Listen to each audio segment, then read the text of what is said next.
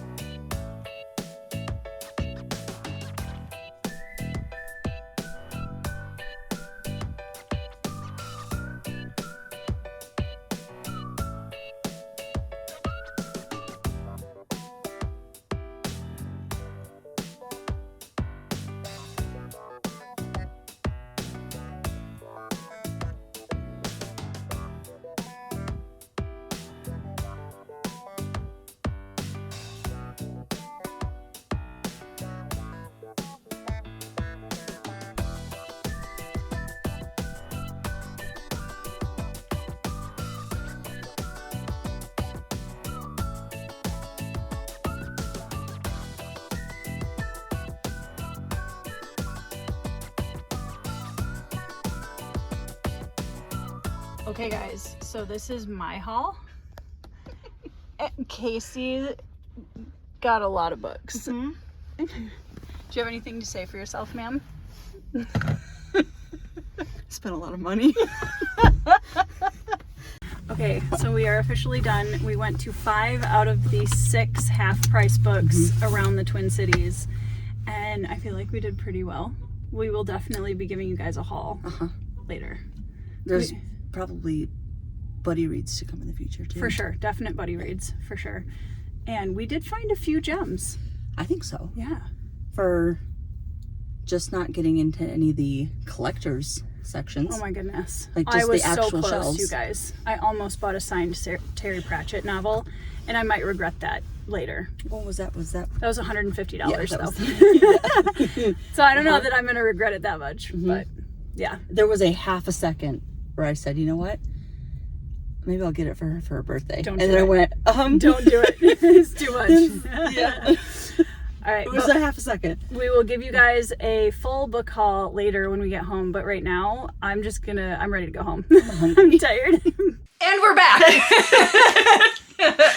So, okay, I think, do I have more books than you, or do you have more books than me? I think we have about the same. We're about the same. You got more Barnes & Noble books than I did, but True. total, Well, I this think is we're about also the same. Book Outlet haul that I ordered. There That's are 4 right. books in here from Book Outlet. Oh my goodness gracious, girl. You know what? You know what? I love it. I love it for you. I love it for you so much. Now you're gonna shame me about all the book after, seriously? After it's all said and After done. we're done. Barnes & Noble first. Barnes & Noble first. Yep. Okay, so the first thing we did when we went up to Duluth, which is where we spent 3 beautiful days in a cabin setting up in Duluth, which is a beautiful area of Minnesota. Gorgeous. It was gorgeous. Perfect weather. So the first thing that I got is The Brothers Karamazov by Dostoevsky. I had this translation before, so technically this is a replacement copy. But my good friend Leah, who is a longtime fan and close friend of the channel, said that this was the translation that I needed. And I saw that they had it at Barnes & Noble for like $20, which is not bad. No. And it's honestly, you guys, if you're going to be reading chunky classics like this is one of the floppiest paperbacks I have It's so floppy. ever seen in my life. And the font is not bad. This is going to be super easy to read, which makes the denser content a little bit more manageable, which is nice. So that was my first purchase. Fantastic. That was a great purchase. It was. I ended up going with something that I've been very excited to check out. And then I got this version. And then 2 days later, Tori decides She to saw tell my me version. that there's another pretty version out there of the Kickstarter edition From Merrick Books. that I decided that I have to have, that I must own. And so that's going to be the next... In fairness, I It's mean, so pretty. it is really gorgeous. I'm just going to set this down because... No. Sorry, I'm not trying to steal No, your thunder. this is better. This This is the one you want. This is the one that I want. But So that this, one is also, I love the minimalistic design of I do the too. covers like that. which I love is it. something that first drew my eye originally because it's It's a pretty color. it's too. very pretty Yeah. and it stands out, and so it's something that I just kind of went, oh, I'm a cover person to begin with because of course most of us are, and then it sounded interesting and you got a nice fun It is a map nice hardcover. inside, and so I'm very Is there excited. a design on the naked hardcover? Let's find out. I don't know. It's foiled on there. It is foiled, but that's pretty boring. But you know what? We are so spoiled. We are Can you very tell that we're spoiled. like fantasy nerds and we're like, ugh, what a boring naked There's no hardcover. extra spectacular art. It's just The a regular map is really pretty. It is very pretty. So I'm very excited to read this. I've been on an Asian-inspired fantasy kick for a while now, which I am not mad about. Most of my reads this year have been Love of that. the Asian-inspired or translated variety. Yeah, love so I'm that. very excited for that. And that's just one more to add to it.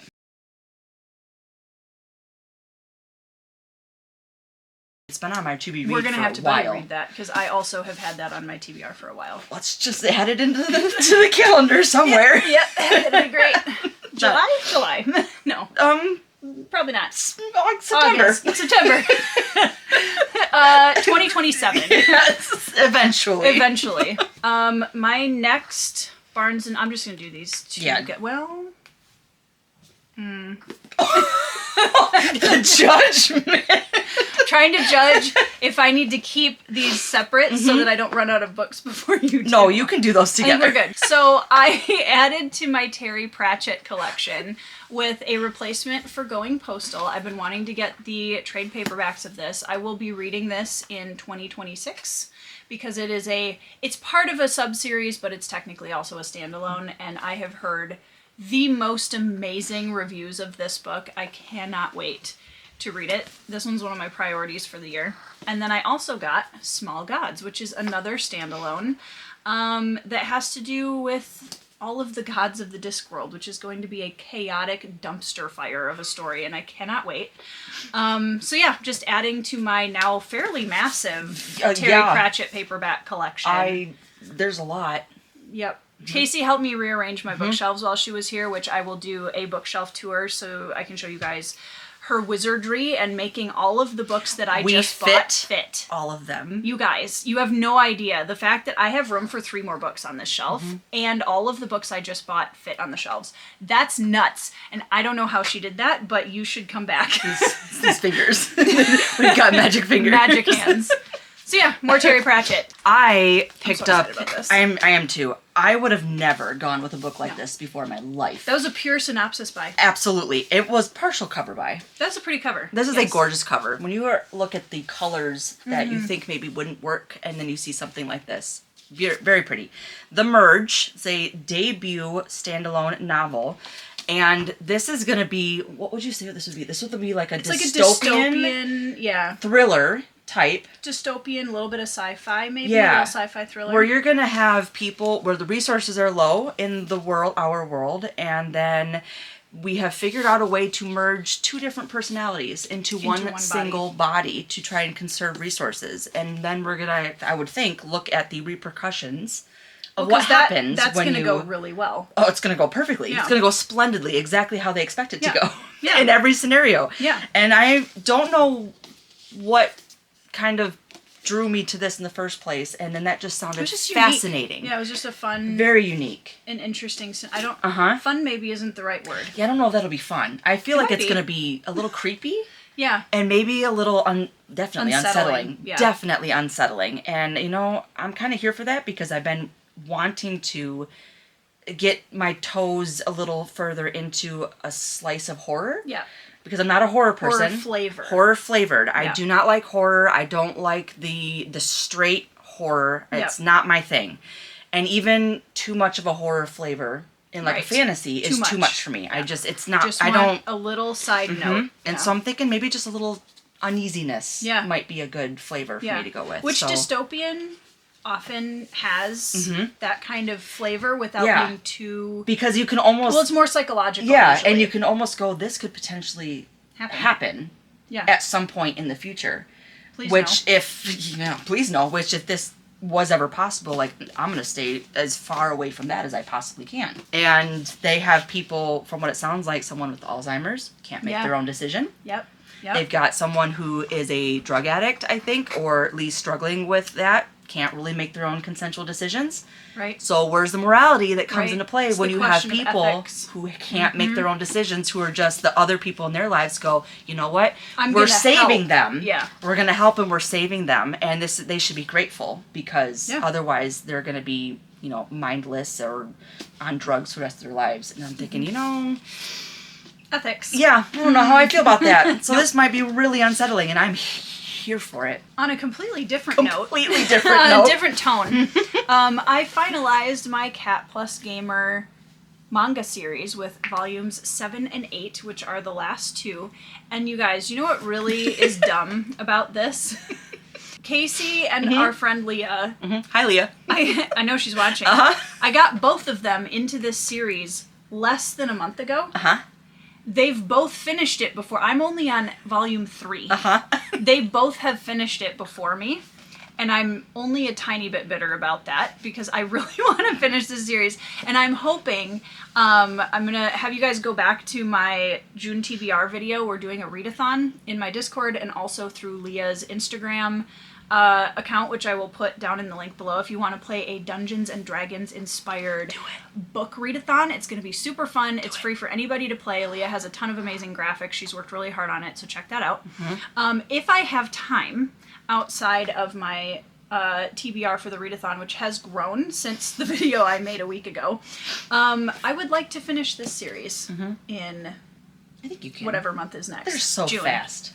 They're so fast to read. I just read 3 manga last night. Right. So this and will it's be not fine. like Death Note. Anybody who's read Death Note will know it's just there's so many words. There's too many words. And then for a manga, I love. And it connects We're with my inner book fantasy talk. readers, but as soon as we go to manga, it's too many words. So many words. It's too many words. There's so much, which is great, but, you know, this is not that. No. And this will be much faster and this is than that. This is such a wholesome. I know I've been yelling at you guys for months about this. It's so wholesome. There's a little booty. It's so wholesome.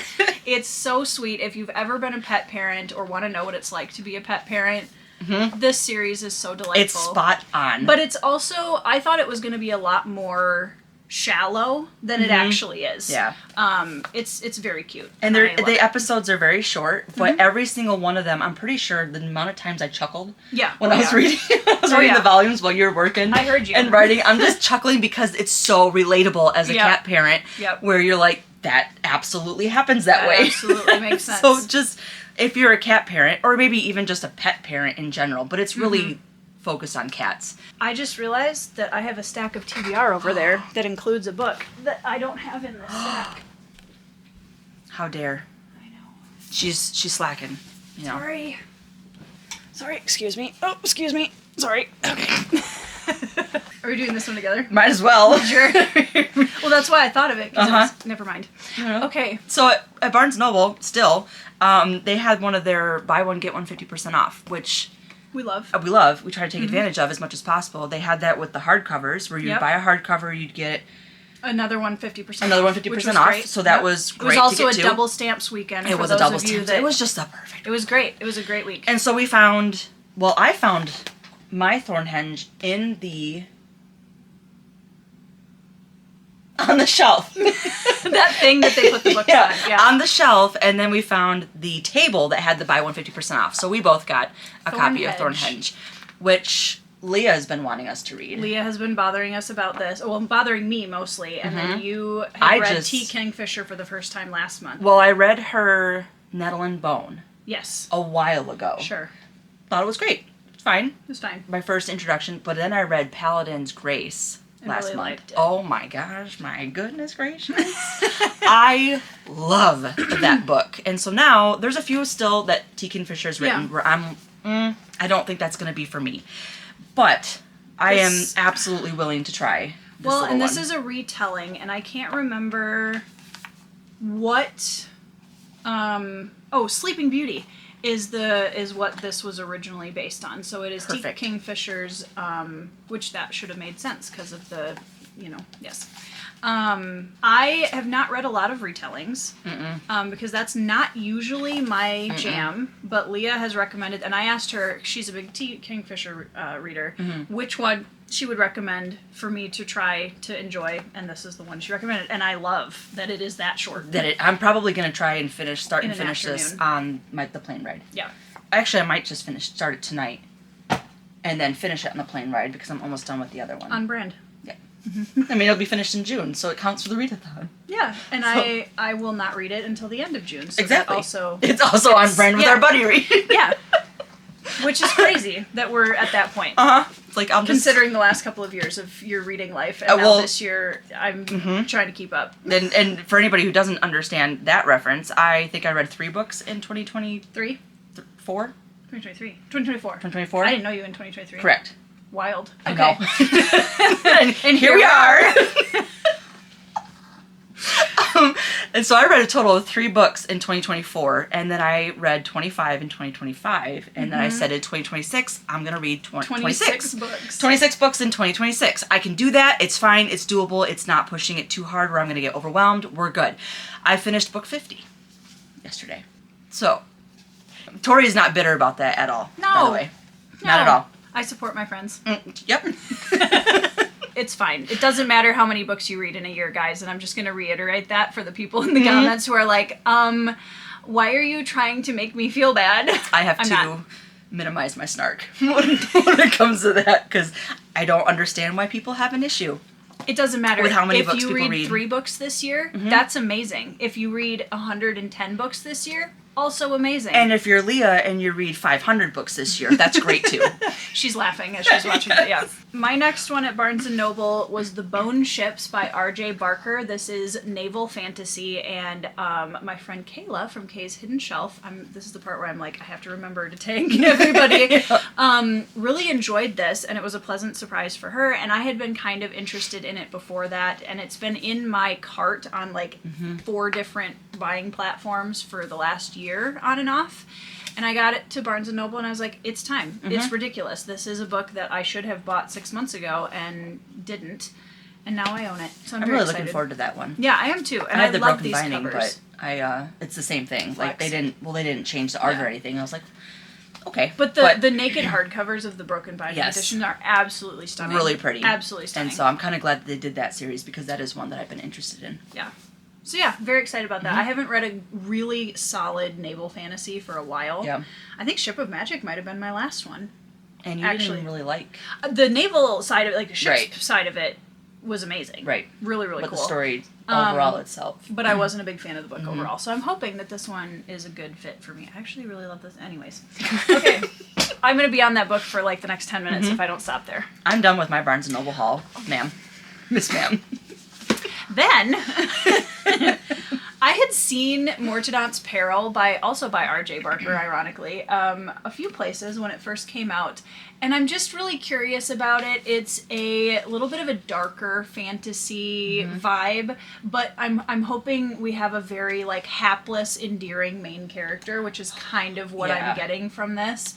The Mortadants in this city are tasked with reading the final thoughts of the dead. That sounds amazing. And Iredy Hasp, who is our main character, gets called in to do a like super run-of-the-mill, I'm gonna read the thoughts of this person who's like a low-level clerk or record keeper or whatever, and something he finds in those thoughts uncovers like a massive conspiracy. And I love that That one idea. sounds like really good. And I can't wait to read this. I'm very excited about this. I'm probably as intrigued by this as I am by The Merge. The Merge. So you read that one, and I'll read this one, and we'll swap. Okay.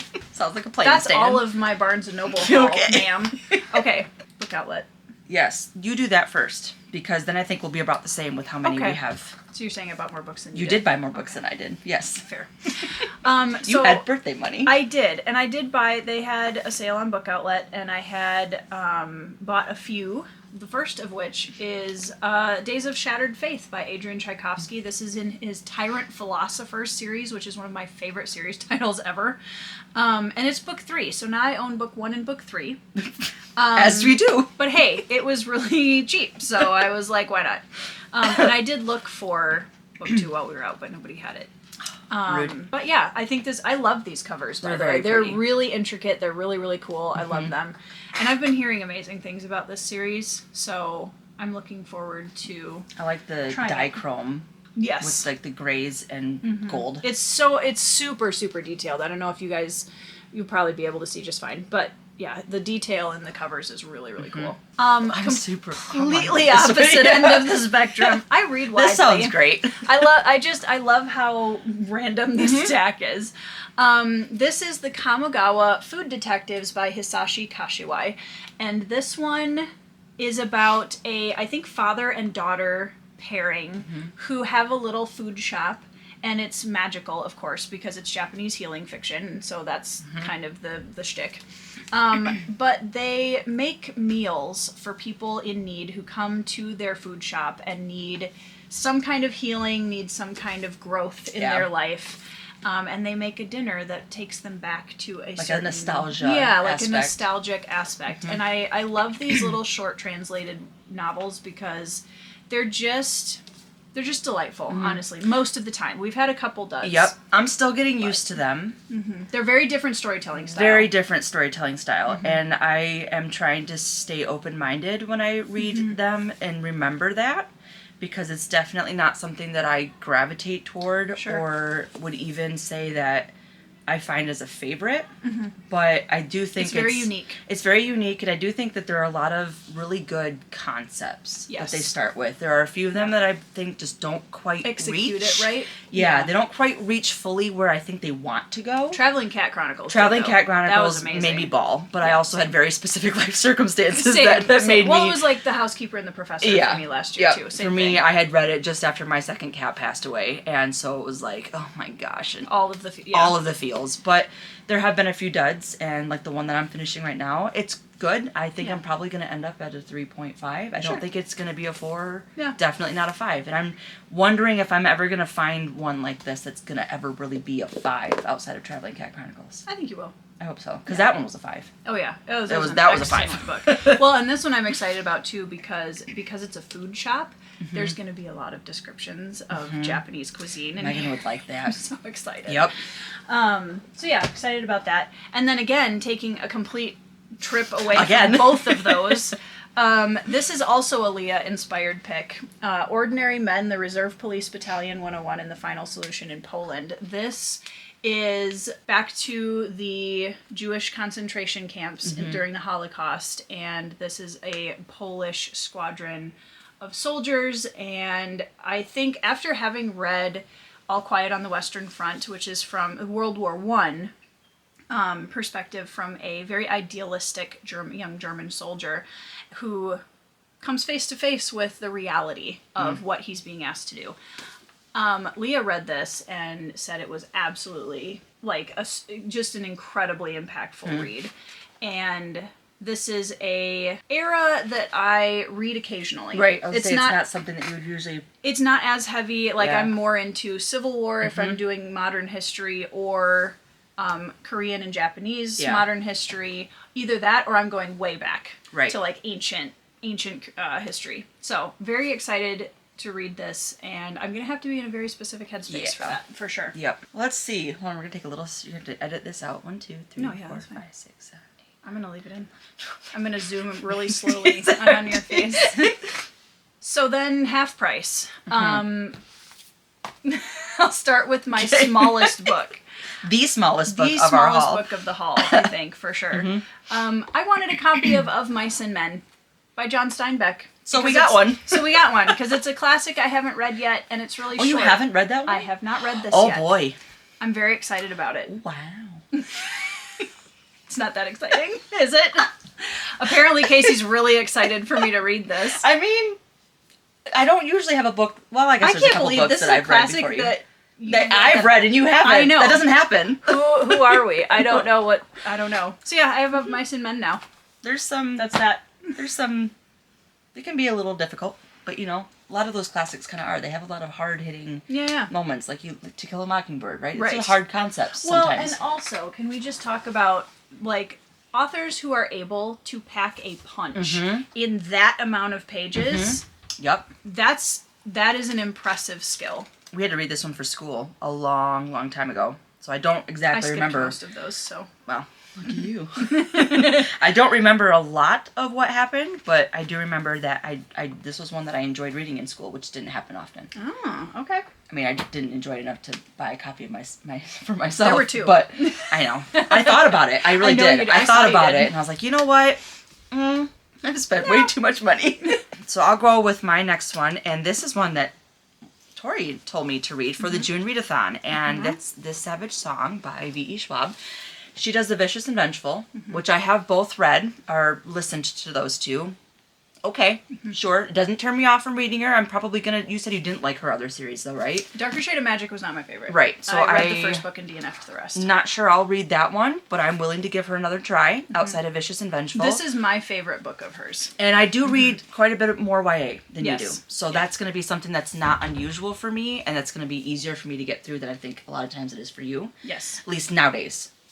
That Yes. we're later, older instead of YA ourselves. So I'm excited for it. I will get through it in audio for the readathon, but I would love to. I'm sure I'll like it. The concept is something that I really think I'm going to like a lot. I love the idea, and I've read this in a couple of books now, the idea that like dark deeds create physical manifestations. I love a physical that. something, a physical manifestation, a physical something. If you've got a magic power There's that affects someone immediate physically, visual or physical consequences. yes, I love that, because I'm so tired of stories that you're trying to build this tension with something that there's no tension there because you don't have any aspect of consequences. Right. And I want consequences. If I have a consequence to my magic, I am so much more drawn in. Right. So I'm pretty excited about this, and I'm sure I will really enjoy it, which is why I got the physical, and we'll read or listen to the audio. I hope you like it. I mean, you're reading Shadow What Was Lost right now, and I hope you like that too. I'm enjoying it so far. Perfect. That is always the hardest part. I mean, there's a little bit of that as a booktuber where when I recommend a lot of books to you guys, and I realize that like not everybody who tries them is going to like it. Yeah. There's even a higher level of that when it's somebody that I'm close friends with, where they're like, I want to read a YA, and I'm like, try this one. I really hope you like it. And you're not this like, qualifies oh my gosh, for that prompt. why did you ask me to read this? Yep. But I think we've had plenty of moments too where we've had the discussions of books that I liked that you didn't really much like. Yep. Books that you liked that I was like, that's okay. That's fine. And we still are we're still recommending books to each other because I still think that there are enough things that we like together that are the same. The overlap. Right. That there's So going what to you're still saying be... is that we can like different things. Wow, that's crazy. You heard it here first, a guys. wild concept, and we can actually sometimes it is, and we can talk about them Weird. and have discussion, and it's fine. And nobody's personally offended. The world did not burn. We'll get off our soapbox now. I'm also pretty sassy on that one too. Yeah, well, we wouldn't be friends if we weren't both a little sassy. That's true. Yeah, that's very true. So I bought another book that I own two copies of. Fabulous cover already. I love it so much, you guys. It's so great. So my grandfather, who, as you guys know, recently passed away, he had some favorite books. And one of them was Captain Blood by Raphael Sabatini. Look at this man's face. Like, he's having a great day. And I love it so much. The reason I got a third version of this book, I have my grandfather's hardcover, I have the mass market paperback, and now I didn't even know it was a trade paperback. Nice. And that just makes me so happy, because this will be way easier to read than I don't have to read the the vintage versions that I have for my grandfather, because I'd like to keep those. That safe and and I don't have to read the mass market paperback. And you're going to be able to look at that cover and just get a chuckle. We'll go ahead and get this one out of the way for no other reason than I'm not sure how I'm going to like it, and I feel like I need to give a caveat. You don't have to give a caveat. So I'm sure other people know the crossover of Daniel Green here on BookTube, and he has his own books he has released. He came out with Breach of Peace was his first one. I read it when that first came out. That was a long time ago. Yeah, that was a while back. I gave it, I think, a 3-star, 3.5. It was good. You know, it was fine for a novella debut kind of thing. Sure. But I was interested in his Rebel's Creed. I'm not really interested in his sci-fi. I don't really have any plans at all. It's not my vibe. But this one did sound interesting, and I've kind of always wanted to try it, and I've just never really wanted to spend full price. I know it sounds bad, but I don't really want to spend full price on it. Yeah. So I picked that one up from Daniel Green, and I'm looking forward to it. I find it interesting sounding, and I'm very curious, especially to see what the difference is between the novella that he came out with and how his writing might have changed. Because I'm trying to remember, we couldn't remember, and I'm sure the audience will have our answer, but I'm pretty sure that that's in the same world. It could be as the novella. Yeah. Next, I bought. We just spooked Pippin. Oh, sorry, buddy.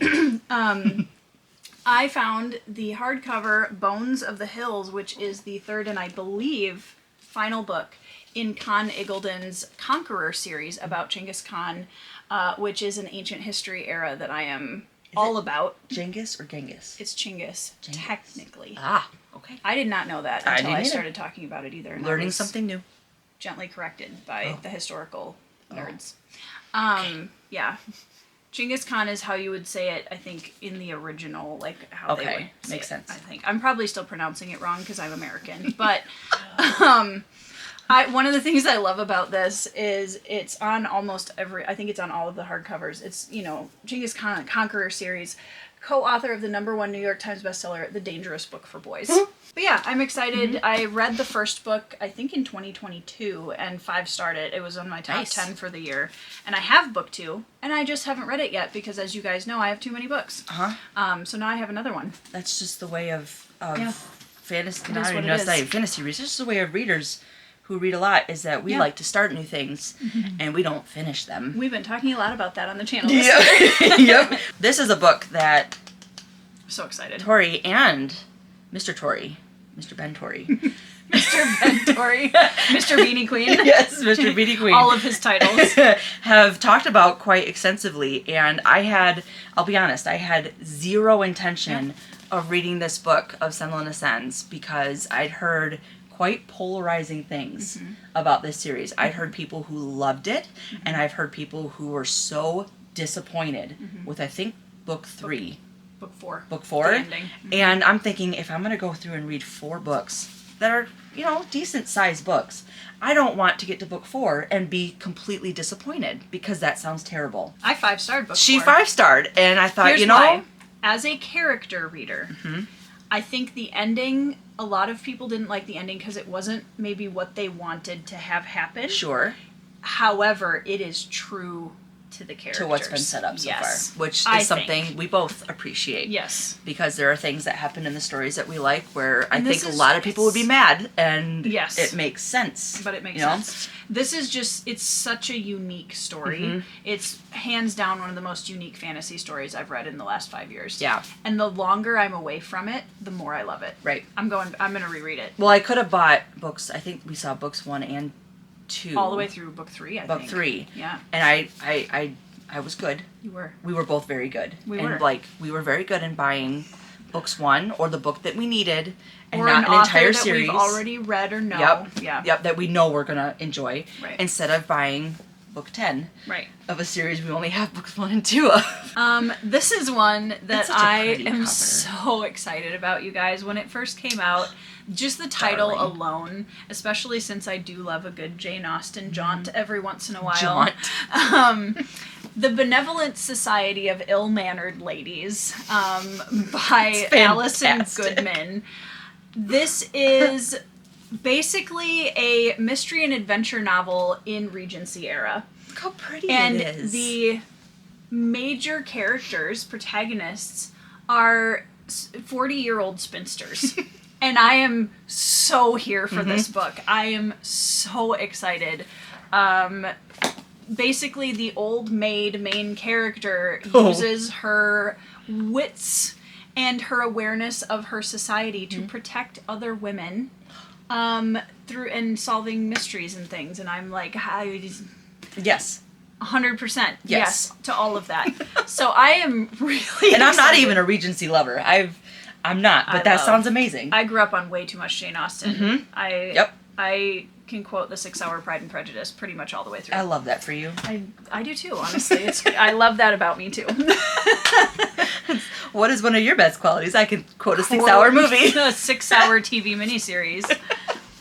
The next one that I got is actually... That's so pretty. It is so pretty. This is a short story, not novella, collection of Sulin Tan. Oh, it's multiple stories. Yes, multiple Oh, stories, okay. as far as I understand.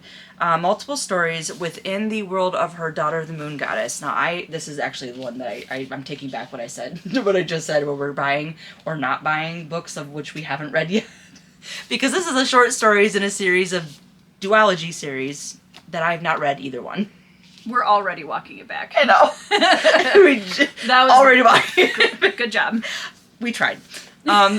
It's the effort that counts. It is. However, it's so small. It was not very expensive. And it's a beautiful It's cover. a beautiful cover, and I do anticipate actually enjoying the Daughter of the Moon Goddess and the second one.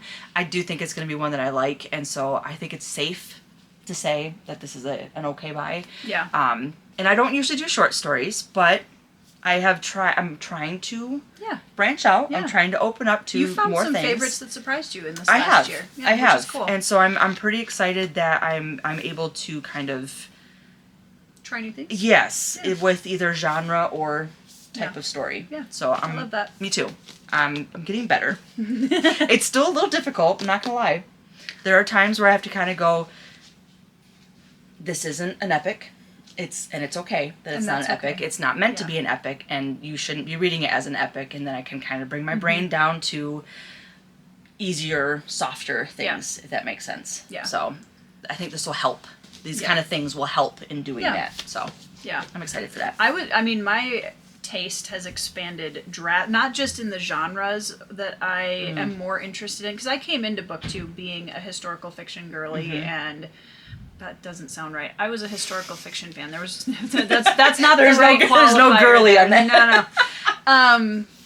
There historical fiction I was really big into. I was already sort of into classics by the time I got here, but I would still say that booktube has really expanded my taste within those genres, even within fantasy, where I had a very specific type of fantasy that I really liked when I started booktube, and I have graduated, I feel like, to just a lot of different styles and subgenres. Yeah, which is love. really cool. Yeah, I love it's that. really cool, and That's because of you guys. That's because of you. Because of you guys. Thank you very much. And I think that's great. Yeah, I have been very stuck. Yeah. Not stuck, but very focused Yeah. on the things that I know I like and the things that I want, which is good. It's good to know what you like, and it's good to know what you want, because that's how you find the reads that end up being 5-star. Right. And we all love 5-star reads. I do also love, I do love branching out, and I try to keep my thoughts wrapped around, or recognizing that it's still okay if I don't like them. Right. I can try again. Yeah. Because before, in the past, it would be try one, you don't like it, you're dropping that entire subgenre. Right. Because it's obviously not going to work. That one didn't work, so none of them are going to work. And now it's like, you know what? No. Even if it's the same author. Well, I didn't like this series, but maybe I will like, I mean, Robin Hobb is a great example of that for me. Loved Farseer. Live ships didn't work for me. That's okay. Like, I'm going to move on to Tawny Man. Probably love that just as much as there may be a Marillier we don't like. I doubt it. I'm sorry, that's too blasphemy. Far. That's too far. It could happen. It could happen. It could happen. Yes. I actually know a Marillier that I might probably not won't drive work with. Yeah, there which you go. is fine. Which is fine. But yeah. Anyways, we could just do it all day. All day. This video is going to be an hour long, and that's fine. Oh darn. Oh bummer.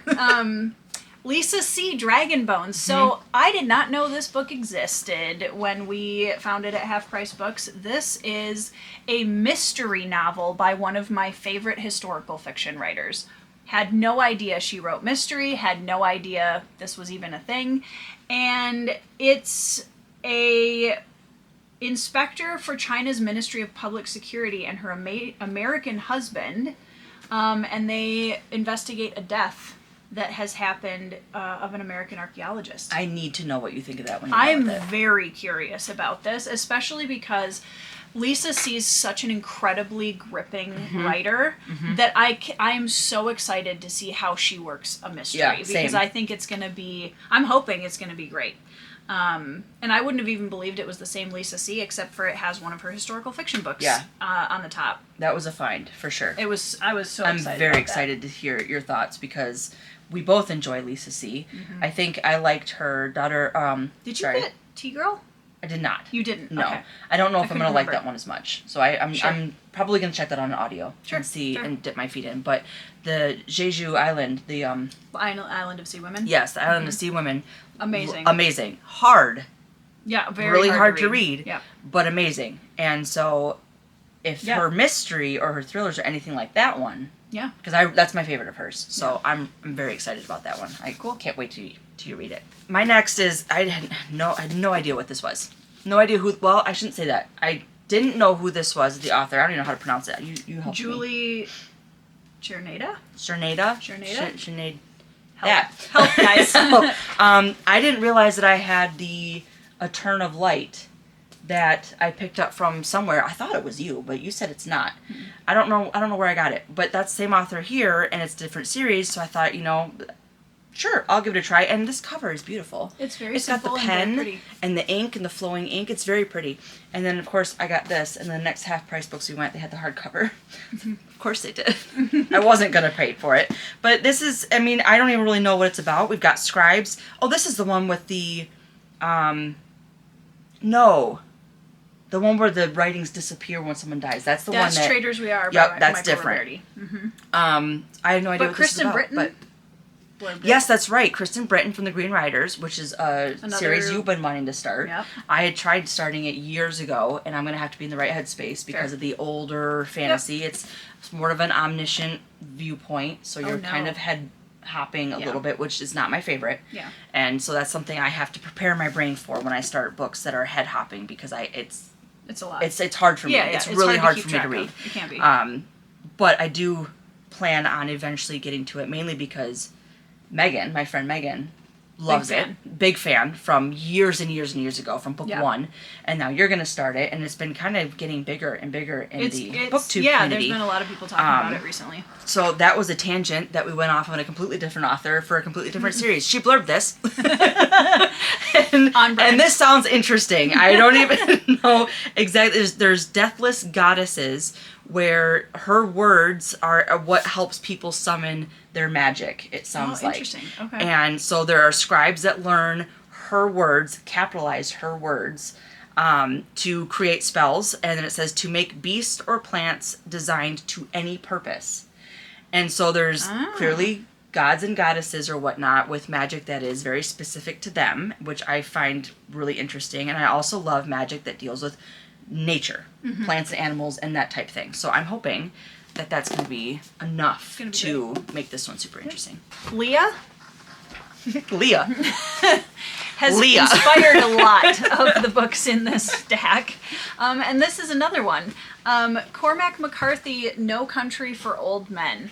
This is Leah's, I think, favorite Cormac McCarthy, and she recommended I try it.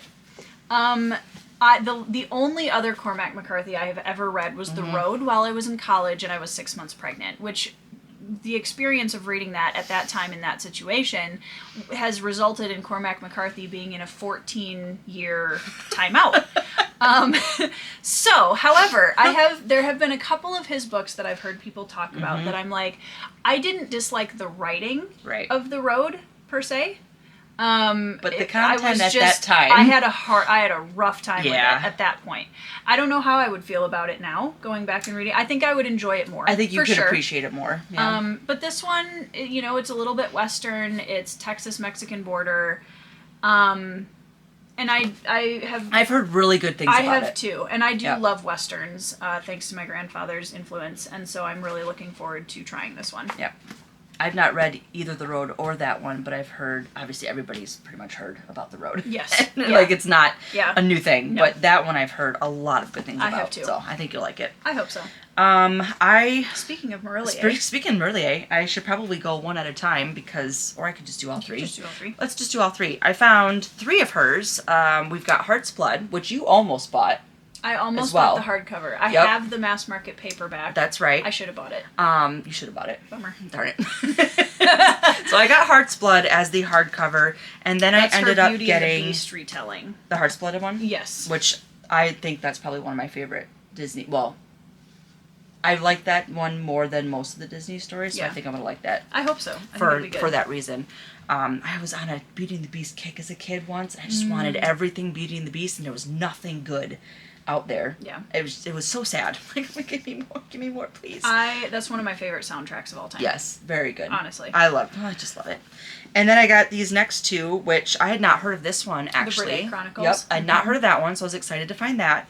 And then Flame of Seven Waters is another continuation of The Daughter of the Forest. Book 4 or 5 of Seven Waters. Mm-hmm. It's not book 2 or 3. It's not book 2 or 3. I think it's 4 or 5. Yeah, it's 4.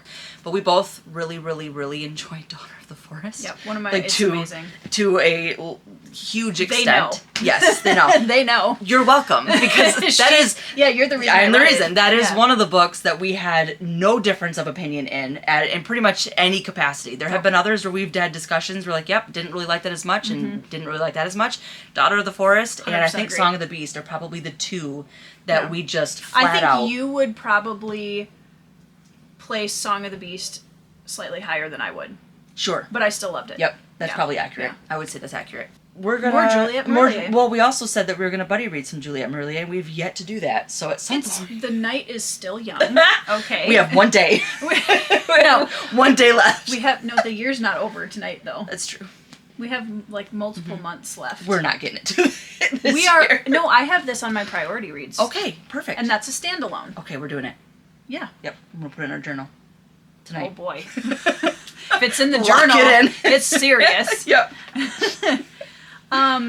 So I picked up, this was actually, I think, the first book I picked up on our Half Price Books tour. Okay. This Tender Land by William Kent yes. Kruger. This is yes. a mystery thriller by an author who is native to Minnesota, which is super cool because Awesome. when he writes small towns in Minnesota, he actually knows how to write small towns in Minnesota. It's great. And this will be my third book by him. And ironically, it's the book that I was told I was probably going to enjoy the that's most. right. And I still hadn't read it yet. I read right. 2 other books first because... As you do. As you do. And this one has a motley crew of orphan children who basically like run away, get in a canoe, and go into the wilds of Minnesota. And there's a mystery in there. That sounds a lot like the childhood movies and stuff that we grew up That on. I absolutely loved. And I love that so much. And they're crossing paths with all of these different, random people in Minnesota. You're going to love that. I'm so excited. You're going to love that. I think this one will probably be my favorite. I read Ordinary Grace, 4 stars. I read The River We Remember, which was 3 stars for me. And this one, I am really hoping this is a 5-star because I like his writing style quite a lot. I think that's got pretty much all the boxes ticked for you It does. in a 5-star. I'm excited. This one won't take very long because everybody knows about this book. They do because I've been yelling about You've it been for yelling about like it. 3 months now. Yep. So I got a trade paperback copy of The Black Sun Rising. I didn't even know it was a trade. I didn't either. We saw this and we went, what? And it said, yeah, that's mine, please. I'd like Because that. you have the hardcovers. I do. And I have the mass market paperback, which I am... Is a doorstop. Is a doorstop. And so it is a little difficult to read, and I got it cheap, $3 You or could something. cornerstone your house with that. I need doorstops in my library and my office, so I might as well just use the whole trilogy as a doorstop. And this is much easier, Yes. and not only that, but like Super she's floppy. floppy. Yep, we love She's that. super floppy, and I'm about 50% into this right now, so this is gonna probably be. I'm gonna switch over. Well, I'm hoping to finish this with this one and Isako in June around the readathon. Yeah, and so it just didn't turn out to be one that I finished exactly when I wanted to, but I also wanted to savor it. Yeah. I didn't want to That's a rush savor this. book This is for a sure. book that I'm very much enjoying the atmosphere and the characters and everything that's really It deep. has that horror flavor. It does, that- which is what I enjoy about just the sprinkle. The Yes. little sprinkle of horror SFF into my horror. fantasy.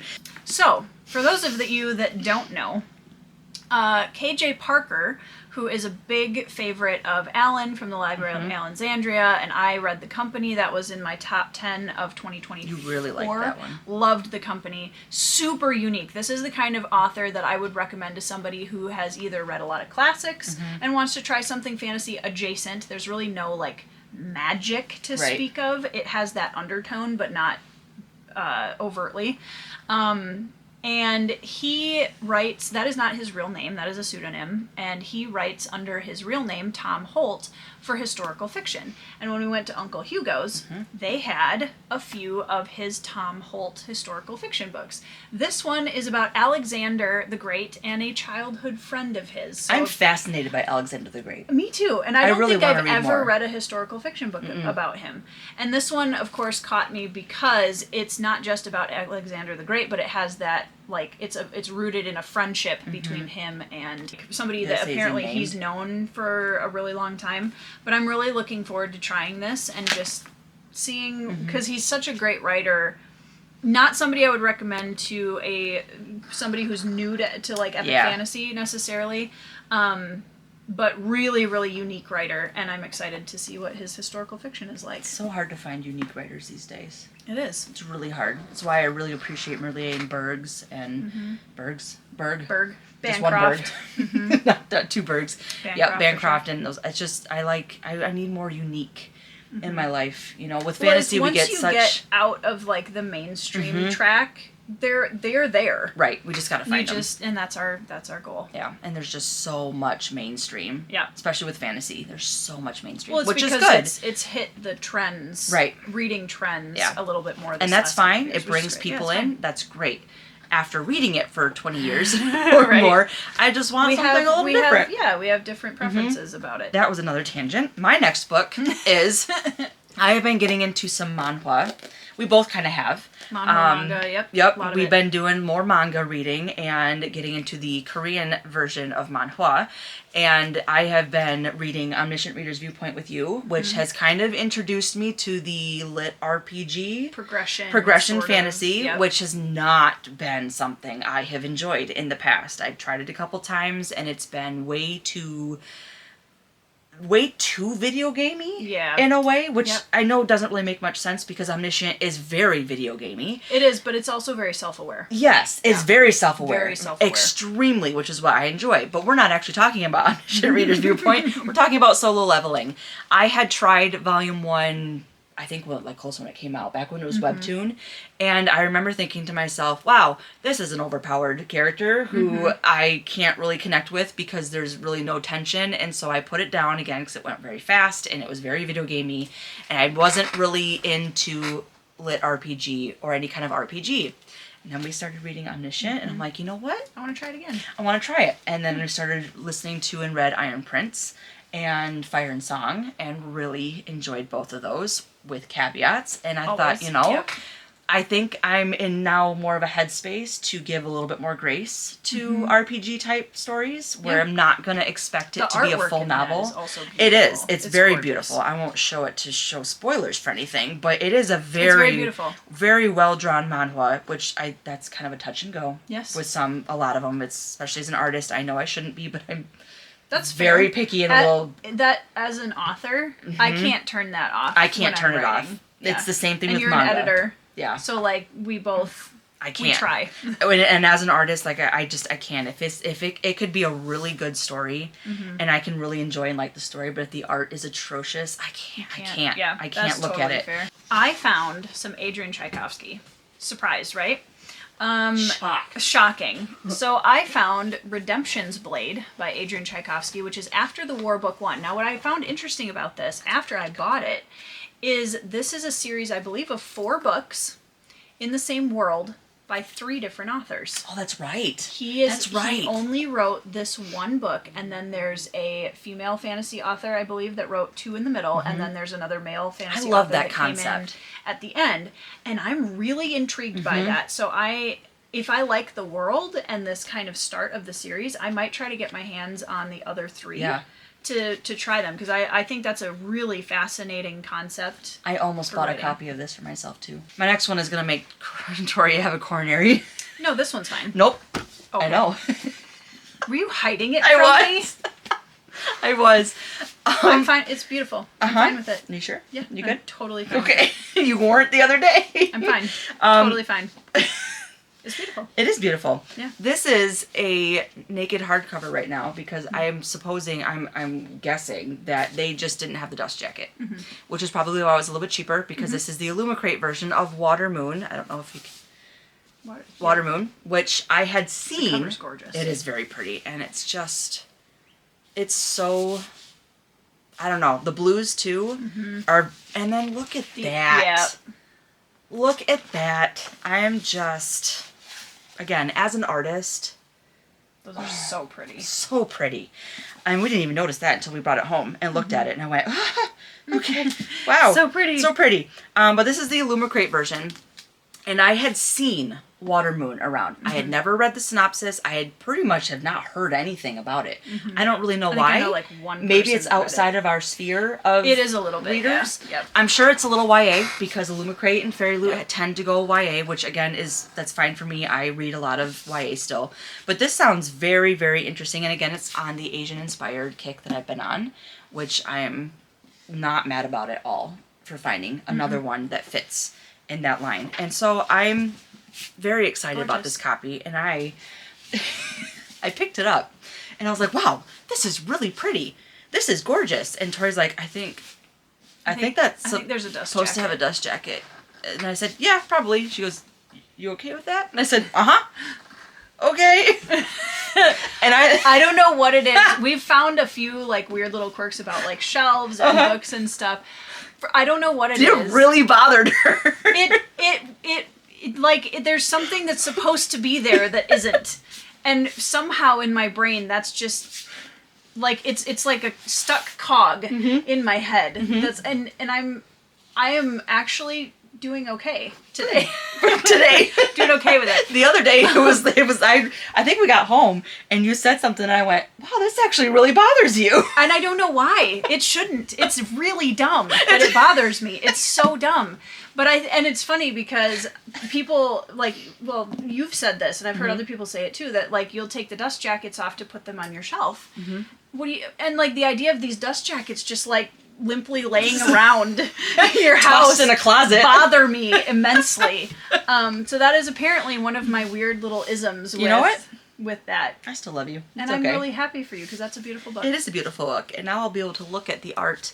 And at least you don't have a dust jacket just laying around in your house somewhere. Though what I can't do now, though, is you realize I can't Google what the dust jacket looks like, because if it turns out that it's just as pretty as this, I'm going to be real mad that it doesn't. I'm not going to be real mad. It's fine. It's not that big of a deal. It's still a beautiful book. It's still a beautiful book. And the naked hardcover, like, is quite lovely. It would be totally different if this was just a solid color. But I just now can't Google what it looks like, because if it turns out it's absolutely beautiful. That's so mean.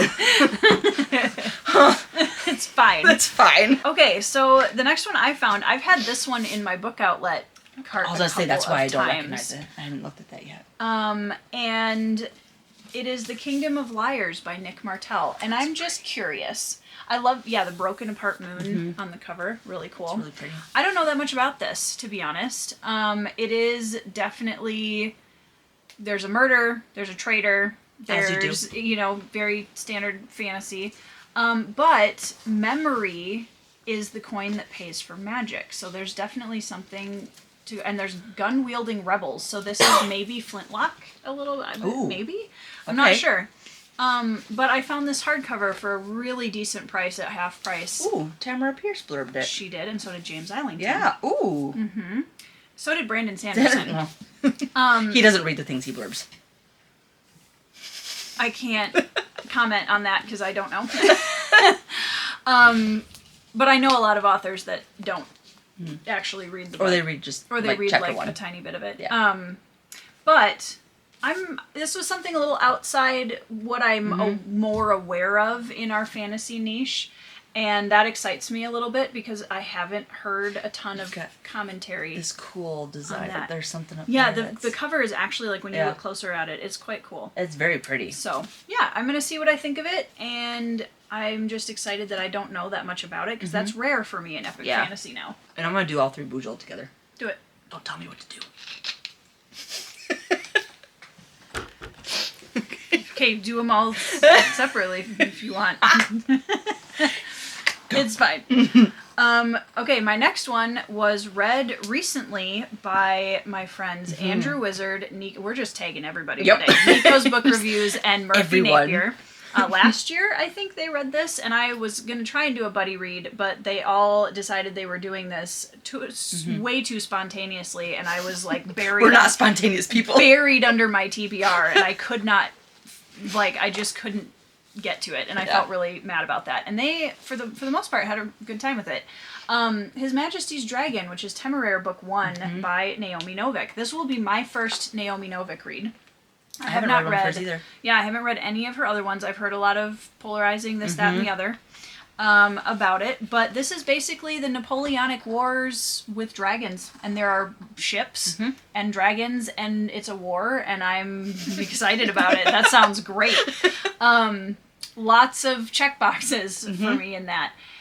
So it's basically alternate history with magic and dragons. As dragons. With what would have happened in that time period. Which I find fascinating. I just don't know that that's something that I would enjoy to the fullest. But I'm going to let you read it. It's for me. Exactly. I'm going to let you read it too, and I'm going to let you tell me what you think. Speaking of Tom Holt, as his fantasy-ish pseudonym, KJ Parker, it was a good day for KJ Parker.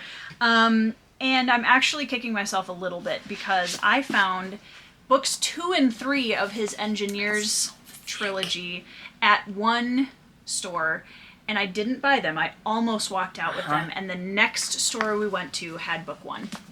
So I could have gotten the entire trilogy. But I'm being good, and I'm just getting the first one and finding out if I like it or not. Devices and Desires is book 1 of his Engineer trilogy, and this is a chunk. It's a chunk. It's a chunk. But this is basically a engineer as a main character who is sentenced to death for a crime, and he has to leave behind his wife and daughter, and something happens, and he spends basically the entire trilogy on a revenge scheme. Ooh. I'm excited about that. I don't know if they die. Right. Or if he's trying to get back to them. I don't actually know. I think he's trying to get back to them, because at the end it says, this is the extraordinary tale of a man who engineers a war to be reunited with his family. Yep, there you go. Love that. So I'm very excited to check this one out. I also got Savis Korax Deals with the Dead, which is book 1 of the Korax trilogy. And this one is a guy who basically comes into the aftermaths of battlefields.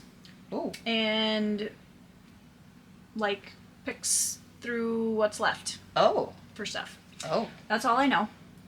It's a Creepy. twisted tale of murder, betrayal, and battlefield salvage. Sounds like right up my alley. Something else that Savis once buried is in his past. Unfortunately, he didn't quite succeed. So I think that is also a trilogy. I believe. Okay. And then I got another standalone by Parker, which matches The Company and The Folding Knife, which is The Hammer, which is the only one that I didn't have of those. And I don't know what this one is about, and I'm okay with that. I'm assuming there's flintlock involved, because I would assume. that's why it's on the cover. Yeah. But it's, we're igniting a war, as you do. And KJ Parker is very, very good about making the kind of mundane, like, world building of fantasy really interesting. Yeah. Really interesting. So I'm very excited about all of those. I'm going to go with a threefer as well. Did not expect to find these at a half-price books, but... I didn't. It was Uncle Hugo's. Oh, that's right. Yeah, I did not expect these to find at Uncle Hugo's. Yeah. Even more so. But I have been collecting the Subpress novella books Edition. series of Lois McMaster Bujold's Pendrick and Desdemona series, and so I found the most recent 3 that I don't have. I'm missing now only the number 1, first one, which I don't think I will ever have and ever own, because I'm not spending $200 for a novella that's this big. I am not doing it. So I have been lucky to find these for the same price as I would online. Nix the shipping. So I figured, why not? Didn't really expect to spend that much all at once. But yes, the covers are absolutely beautiful. That is one of the things that pulled me to collecting these, because I wouldn't call myself a huge collector. I do have certain series and certain books that I can look at 10 years down the road and go, if I need to give it up for something, that's going to be a pretty penny. Yeah. But the art was what pulled me to these. Absolutely gorgeous. And they are affordable when they come out. For a subpress book, truly they're affordable. And I like Lois McMaster Bujold's novella style writing as well. I've not read a single novel or full story from her. And I'm sorry, this is not the channel to admit that on.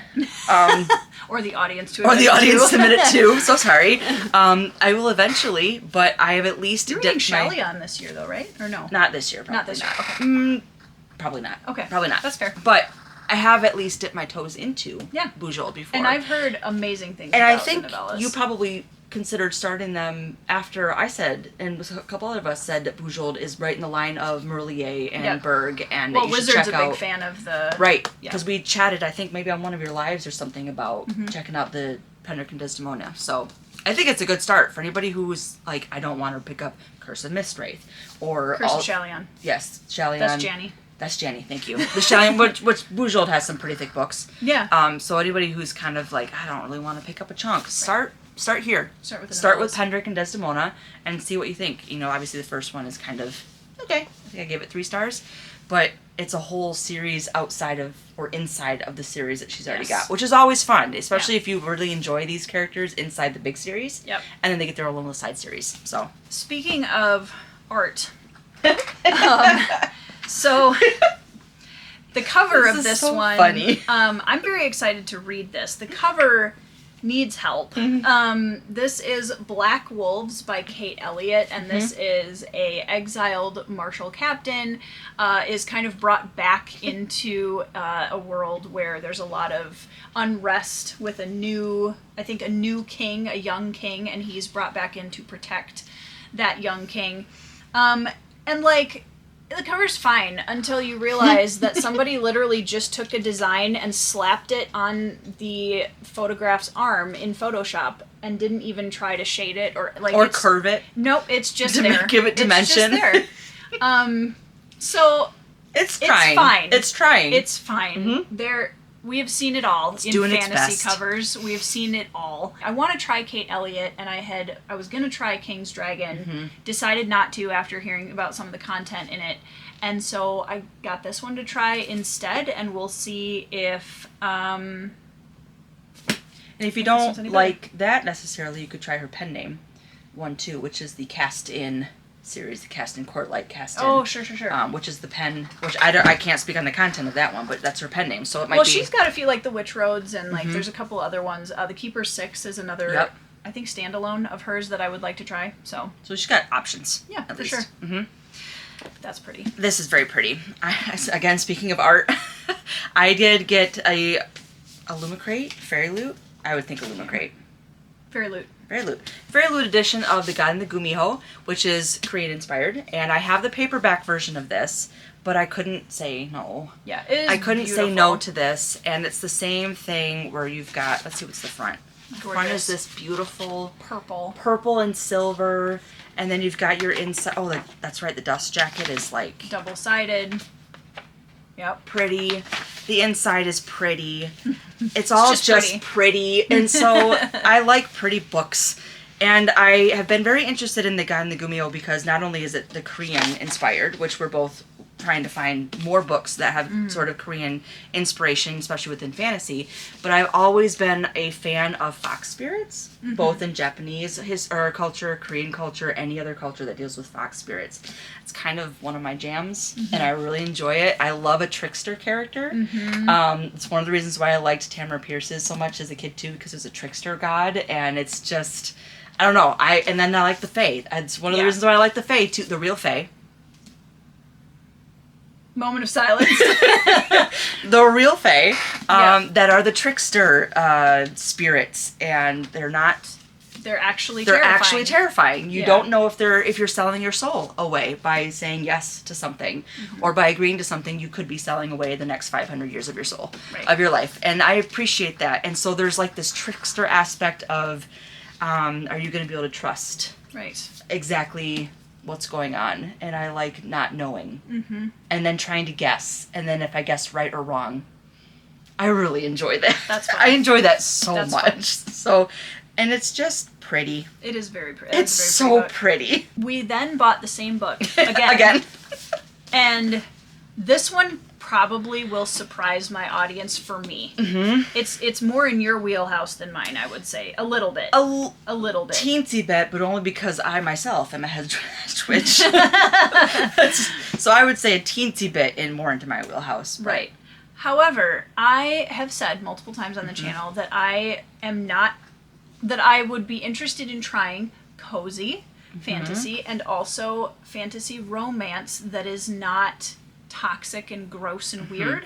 And I don't know what it is about this book, but every time I've seen it, there's something in my brain that's like, I want to try that. I want to try that. The Spell Shop by Sarah Beth Durst. And every time. I'm just waiting to have a deluge of comments being like, you're going to hate it. I don't want to hear about it. I really want to try this. I'm very excited. I know, it's we clearly didn't look through this really much. I did. You did? I didn't. pointed these out to you at the store. Did you? Yes, I did. Thank you, brain. I don't know what it is about this book. I don't either. I'm really excited to try this for something a little bit different. It's very wholesome. It's very plants. There's a protecting the remaining books after a big revolution fire or something of that nature. She makes jam. She makes jam. She makes jam. And she has a little shop, and she has and it's. And I make jelly. You and do. there's a cat with wings Yep. on it. I don't know what it is about this, but I finally decided to just do it Yeah. and get it because it'll be a very fast read. Yeah, and anybody fast who's an read. old school PlayStation video gamer who may have played the game, I might be dating myself here, may have played Probably. the game Legend of Mana. If there's anybody in the audience who has any remote clue of what I'm talking about, does this not sort of look like the type of art that we would get in the Legend of Mana? Which Yeah. I can't tell you how many hours I clocked in that and playing and watching my younger brother play that as well. So that's kind of been the draw for me. And then just I just like the cover. The I think cover's it's really, beautiful. It's beautiful, and it doesn't feel. doesn't feel romantic-y. No, I think I'm really hoping to like Yeah, this. me too. I'm I have hoping high to hopes. that. Is that your stack? Oh, you have 2 more. 2 more. Okay. So the last one I got at Half Price Books was the last E.N.C. S. Lamont Novels of the Malazan Empire book that I did not have yet. He is the co-author of the Malazan World and has a bunch of novels that correlate with Malazan Book of the Fallen. My next read in the Malazan universe is going to be a E.N.C. S. Lamont book, because I'm Nice. going to read Night of Knives in between Midnight Tides and Bone Hunters. So you're doing more of a chronological... Kind of. Read. That one, it might just be that one until I finish Okay. the Malazan Book of the Fallen, but I have all of the E.N.C. S. Lamont, and I think these add a lot of depth to some of the different races in the Malazan world.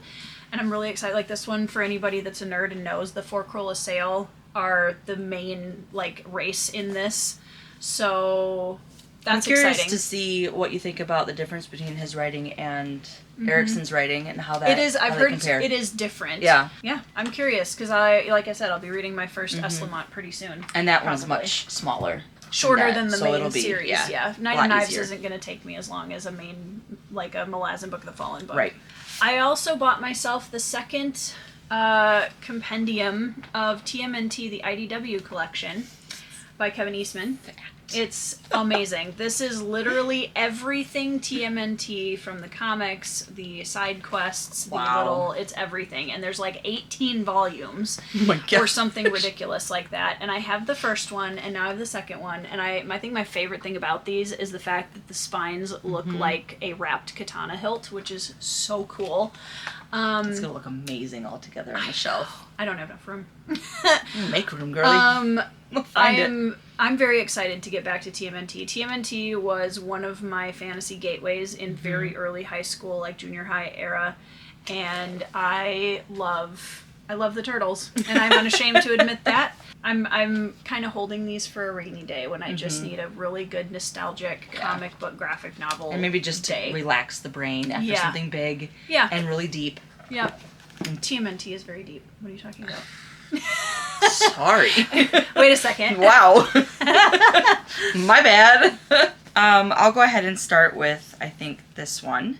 So Tori told me before I left, she's like, so you're going to go through my unhaul pile too, right? I said, sure, I can do that. I have the ebook version of this, and I'm still intending to. I'm actually hoping that you'll read it before I do, so that I can hear your thoughts and then read the ebook. Perfect. Well, that's the Traders We Are. Crown and Tides one. So Tori, you actually would know more about this than I would, since I not heard of this until It's an epic, grabbed this. little bit of a grimdark, and I've read the novella, the prequel novella to this. But the cool concept about this is essentially that in this world, when you die, any writing you have done in your whole life disappears. And I am so curious It's fantastic. about how he's going to utilize that. Mm-hmm. And I'm excited that you're taking it because you will get to it before I will.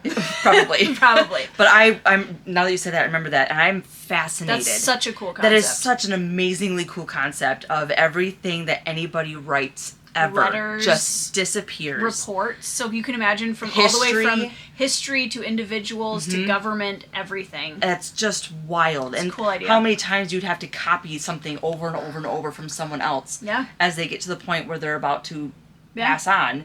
And the time that would take, that's just crazy. So I am very excited about that concept. I think it's something I've very outside of what I've really ever heard Yeah. of a concept. So that made me really excited. I had a few gifts from this last week. The first one was from my friend Leah, who is a big fan of Jim Butcher's The Aeronaut's Windlass. And I owned this a while ago and unhauled it. I don't know why. I just was like, I don't know. And I think it was in my era of like, I don't think I'm ever going to read the Dresden Files. Here we are. And so I just kind of was feeling like maybe Jim Butcher isn't the author for me. And then talking with Leah and talking with Casey and talking with my husband, all three of them have now gotten me into reading Dresden Files. Leah is a huge fan of this and says that it's her favorite writing of Jim Butcher's, and I'm really Which has made me more excited to read it too, because I haven't read that one yet. And now instead of the giant hardcover, I have a really nice floppy paperback. I think there's two. There's two. There's in the so far. Well, there's a novella. I can't remember if book 2. I think there's 2 Leah, novels help. in it. Yeah, help Leah. Everyone look for Leah's comment. Novels 2 and 1 novella, or one novel and 1 novella? She's still waiting for the next, so it's not finished yet. No, it's not. I'm just really disappointed that they changed the covers and they went from a Chris McGrath cover in book 1 to, no offense, that. Yeah, that's fair. I'm not going to get my Chris McGrath anymore, and that makes me real sad. I don't know why either. I don't. Cheaper, maybe? I guess. Which is not cool. Not cool. Because Chris McGrath is amazing. And Jim Butcher, I kind of figured they would just stick with. Yeah. Maybe, I mean, that could be why, is trying to differentiate from Dresden a little bit more. If anybody knows, or has an idea, or works in publishing, in any capacity, just comment. I'm curious. Just let me know. And then my last one is going to be that second copy that Tori was talking about. This is from an author in our Discord. Her Discord. I said our Discord. Oh my gosh. I mean, you're a moderator, so basically. The Discord. Katie Andrews. And I have this actually an ebook. And I had an extra paperback copy of it from ages ago. And so I said, ebook is very difficult for me to read. I don't know why. It shouldn't be as difficult as it is. But for me and my brain, the way that my brain works, I need to see my progress, which is very hard for me to continue to read on the ebook. And so if I have a physical book, I am much more likely to read it. And I do want to read this because you had high things to say about this I really liked it. High praise. And so that's what I got, why I got the ebook. And the thing that Katie's so good at is, like, descriptions are so vivid and they're so vibrant, and her main character sees, like, sounds in color. Love that. And that's really cool. The way she describes that is really cool. It's very assassin. You're gonna love the prince. You're gonna love Ramses. So I think you're gonna have a good time. I think you're gonna have a good time with it. Yeah, I'm very excited about it, and I'm very excited that I'm gonna have the physical copy also, can we talk about the cover? Dude, such a great cover. It's so pretty. And that was what made me sad about the ebook too, is I didn't get to see this in color. I don't have the color, the Kindle color, color white, whatever. I have it all in black and white, and so I was like, I don't get the full. And the way that these feel, these self-pub books, sometimes it's like velvet really nice, on my fingertips, and I love it so much. Nerds. Leah. Gosh darn it, Leah. No, she was unhauling, and she had a book called The Heart of Hell by Mitch Weiss, which is the untold story of courage and sacrifice in the shadow of Iwo Jima. I am... One of the modern eras that I read a lot of and I'm very interested in is the attack on and aftermath of Pearl Harbor. And I read a lot of fiction and nonfiction surrounding that era of, like, World War I, World War II history. And so going into the Pacific after Pearl Harbor and a lot of the post-Pearl Harbor battles and just all of that military stuff. I'm such a nerd, you guys. And this is why we love her. I'm such a nerd. My obsession with this whole era of history, Civil War, World War I, World War II especially, is very much from my grandfather. And so I have been loving kind of getting back into my historical fiction roots a little bit this last month. I've really been loving that, and I have quite a lot of historical fiction that's been taking a backseat to fantasy recently, and I'm looking forward to trying to seed more of that into my reads this year. That's up there, right? It's up there. It's also down. Okay, so we did get to some historical of it. fiction and nonfiction and memoirs are up there. Yes. Nonfiction we didn't get to. And then my last book for this book haul is from my dear friend Kayla, who sent me a book for my birthday. Nice. And she knows because excited we for are this. accountability buddies about book buying. No regrets, Kayla. We're still doing okay. But she knows that I've been trying to finish series a lot this year. And so for my birthday, she sent me the final book in a series I didn't have yet. Nice. In a trilogy, The Traitor by Anthony Ryan. This is his Covenant of Steel series, and I had The Pariah and I had The Martyr, which are books 1 and 2, but I didn't have book 3 yet. Nice. And so Kayla completed Way the to go, series Kay. for me. Now I just have to read them. We could buddy read that too. I think we even talked about buddy reading this series. We all talked about it with Leah We had a whole as well. list. Leah already read it, which doesn't surprise No. anyone. But yeah, I'm excited to get to some more Anthony Ryan, especially really looking now forward that to I that. have let go of my need to finish Raven Shadow novels before continuing on to a different Anthony Ryan series. I'm very excited. Yep. So I think that one's going to be a fun one. I've heard mixed things for some people, but I feel like the things that I've heard that were a little bit more negative. probably I won't be bothered. Right. by I as think much, it's more because hopefully. people were not as character focused readers as we Maybe. are, and Yeah. they're more plot focused. Yeah. And so I heard a lot of people say that it was kind of slow, but we Don't have tempt me with a good time. we have very different ideas of Of what what slow slow burn means, is. Yeah, and a character read Sure. focused book versus Yeah. a plot focused. Yeah. So You guys, there are books everywhere. Everywhere. There are books all over the floor. That was really fun. And I am so glad that we got to go book shopping together. I've been waiting my whole year for this, and this was going to be my big go out and just buy stuff. yeah, I'm done So- for like the next 4 months. Same. I can't. So that was, within my book buying restriction for the year. I only wanted to buy 50 books this year. I have, I think, 13 spaces left after this haul through the end of 2026. So you guys keep me accountable. But I'm actually feeling pretty good about that because I am so excited about the books that we got. We rearranged my shelves, so the books that I already had I feel more excited about. And this was really fun, and I don't feel the need to do it every month. No. This was just a fun thing. And I don't have room now. No, So I don't have room literally either, don't and I have just room. cleared almost a whole case at home. So please let us know in the comments if you've bought anything fun lately. Let us know. And if any of these books that we got, you're like, oh, I read that and loved it, or I read that and No spoilers. no spoilers. Please, thank you. Please and thank you. But yeah, let us know what you think of the books that we got, and I hope that you guys are all having a fantastic week. I hope you are all reading 5-star reads, and we will see you in the next video.